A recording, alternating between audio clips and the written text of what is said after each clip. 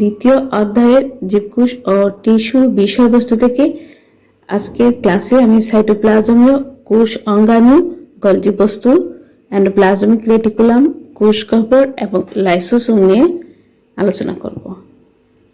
আজকের ক্লাস শেষে শিক্ষার্থীরা ঝিল্লিযুক্ত সাইটোপ্লাজমীয় 4টি কোষ অঙ্গাণুর গঠন ও কাজ বর্ণনা করতে পারবে।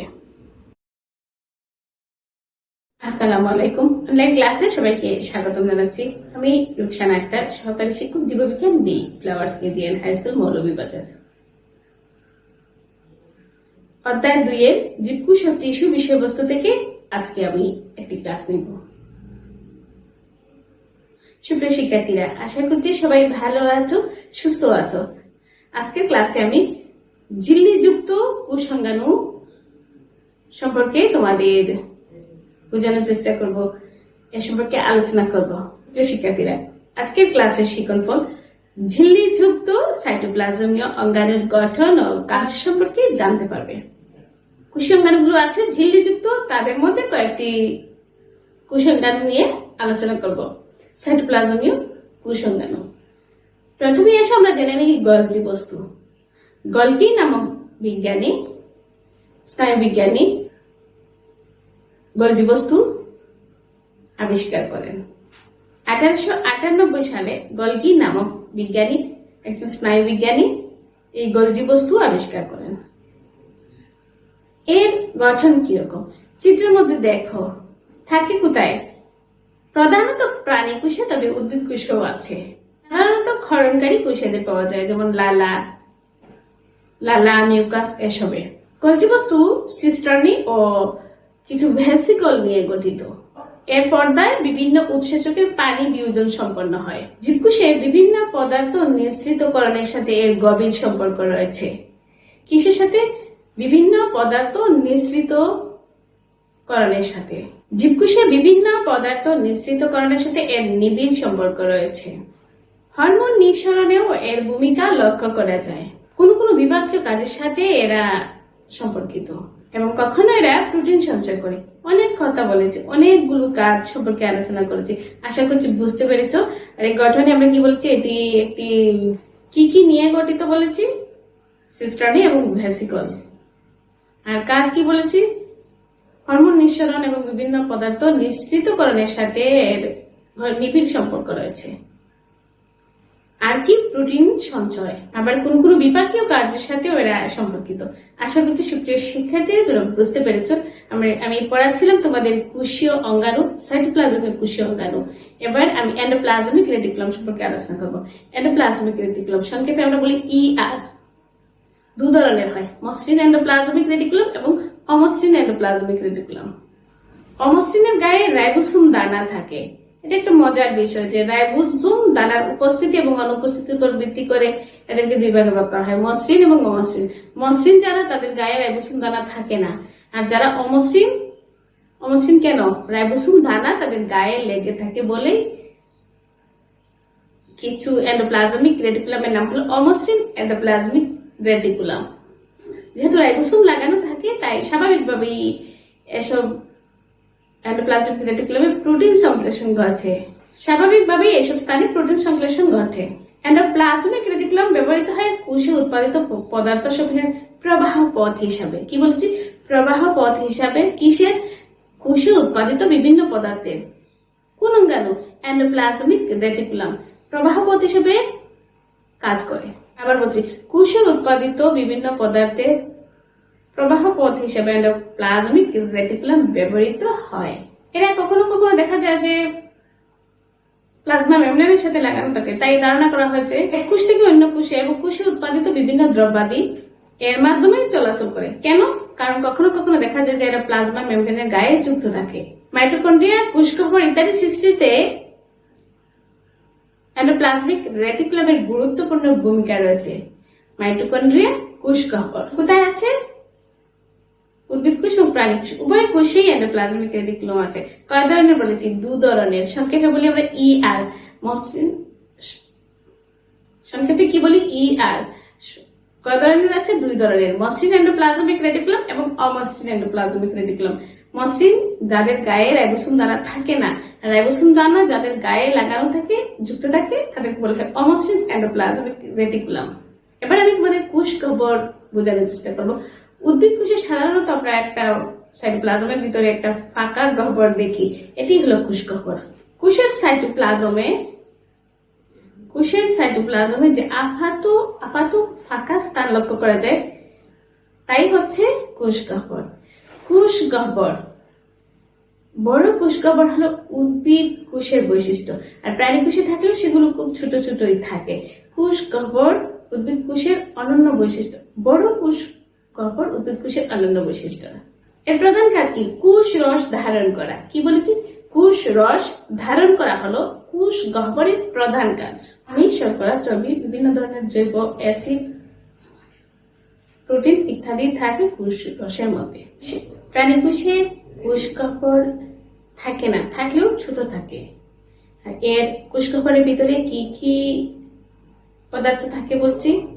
আমিষ, শর্করা, স্নেহ, জৈব অ্যাসিড, প্রোটিন, বিভিন্ন ধরনের অজৈব লবণ, রঞ্জক পদার্থ, পানি ইত্যাদি। কি কি বলেছি? বিভিন্ন ধরনের অজৈব লবণ, আমিষ বা শর্করা, স্নেহ, প্রোটিন, জৈব অ্যাসিড, বিভিন্ন ধরনের রঞ্জক পদার্থ এবং পানি। লাইসোজোম কোষকে জীবাণুর হাত থেকে রক্ষা করে। এর যে উৎসেচক থাকে, এই উৎসেচক আগত জীবাণুগুলোকে খেয়ে ফেলে। এর পরিপাক করার উৎসেচকগুলো একটি পর্দা দিয়ে আবৃত থাকে, তাই অন্যান্য অঙ্গাণুগুলো এর সংস্পর্শে এলেও কোনো ক্ষতি হয় না। অন্যান্য অঙ্গাণুগুলো এর সংস্পর্শে এলেও তা হজম হয় না। আশা করছি সুপ্রিয় শিক্ষার্থীরা তোমরা ঝিল্লি যুক্ত সাইটোপ্লাজম অঙ্গাণু সম্পর্কে বুঝতে পেরেছ। ক্লাসের শেষ পর্যন্ত থাকবে। এখানে আমরা গলজি বস্তুর চিত্র দেখছি। কি কি আছে? সিস্টার্নি, বৃহৎ ভেসিকল এবং ক্ষুদ্র ভেসিকল। তোমরা ইতিমধ্যে জেনেছো এটি একটি সাইটোপ্লাজমীয় ঝিল্লি যুক্ত অঙ্গাণু। সাইটোপ্লাজমে অবস্থিত কতগুলো ঘন সন্নিবিষ্ট চওড়া সিস্টার্নি, থলের মতো ভ্যাকুয়াল এবং ক্ষুদ্র ভেসিকল এর সমন্বয়ে গঠিত একটি জটিল অঙ্গাণু হলো গলগি বস্তু বা গলজি বস্তু। স্নায়ুবিজ্ঞানী ক্যামিলো গলজি 1898 সালে পেঁচা ও বিড়ালের মস্তিষ্কের কোষে এই গলজি বস্তু দেখেন, গলজি বস্তু আবিষ্কার করেন। গলজি বস্তুকে কোষের প্যাকেজিং কেন্দ্র বলা হয়। প্যাকেজিং কেন্দ্র। এখানে যে ভ্যাকুয়াল দেখছো চিত্রের মধ্যে, এই ভ্যাকুয়ালই বৃহৎ ভেসিকল নামে চিহ্নিত করা আছে। আমরা কি কি দেখলাম? সিস্টার্নি, ভ্যাকুয়াল এবং ভেসিকল। এই গলজি বস্তু প্রধানত প্রাণী কোষে পাওয়া যায়, তবে উদ্ভিদ কোষেও কদাচিৎ দেখা যায়। ইতালীয় স্নায়ুতত্ত্ববিদ ক্যামিলো গলগি 1898 সালে গলজি বস্তু আবিষ্কার করেন। তার নাম অনুসারেই গলজি বস্তুর নামকরণ করা হয়।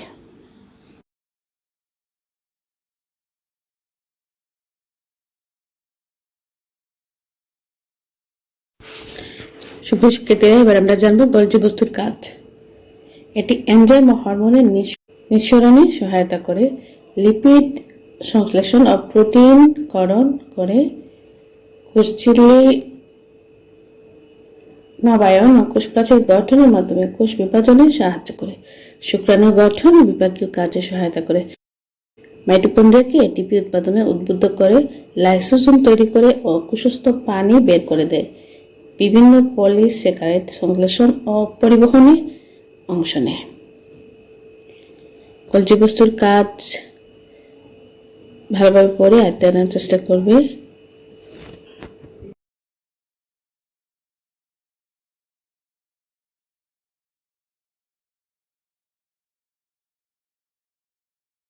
Endoplasmic reticulum. এন্ডোপ্লাজমিক রেটিকুলাম কি? কোষের সাইটোপ্লাজমের এন্ডোপ্লাজমিক অংশের মধ্যে জালক আকারে বিস্তৃত একক পর্দা বিশিষ্ট অসম আকৃতির কোষীয় অঙ্গাণুকে বলে এন্ডোপ্লাজমিক রেটিকুলাম, সংক্ষেপে ER। একে এন্ডোপ্লাজমিক জালিকাও বলে। এন্ডোপ্লাজমিক জালিকার আবিষ্কার। গ্রানিয়ার 1897 সালে প্রথম কোষে ইয়ার দেখেন। 1945 সালে বিজ্ঞানী পোর্টার, ক্লড এবং ফুলার একত্রে সর্বপ্রথমে এন্ডোপ্লাজমীয় জালিকার গঠন বর্ণনা করেন। আবার বলছি, গ্রানিয়ার 1897 সালে প্রথম কোষে এন্ডোপ্লাজমিক রেটিকুলাম দেখেন।